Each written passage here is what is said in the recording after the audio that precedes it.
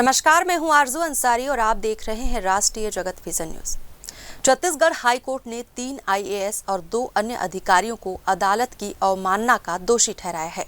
Court ने IAS Avinash Champawat, हेम शिखर गुप्ता और अमित कटारिया पर 50-50 हजार रुपए का जमानती वारंट जारी किया है। ये मामला 2013 में जेल विभाग के फार्मासिस्टों के कम वेतन की शिकायत से शुरू हुआ।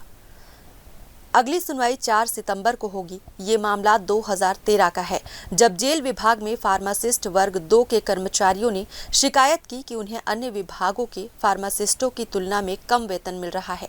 इस मुद्दे को लेकर उन्होंने हाईकोर्ट में याचिका दायर की। कोर्ट ने फार्मासिस्टों के पक्ष में फैसला सुनाया, लेकिन राज्य सरकार ने इस आदेश को लागू करने के बजाय अपील दायर की।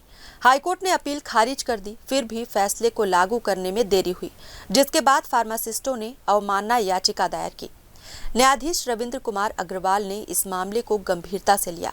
उन्होंने इसे कोर्ट की अवमानना मानते हुए आईएएस अधिकारियों अविनाश चंपावत, हेम शिखर गुप्ता और अमित कटारिया के खिलाफ जमानती वारंट जारी किए।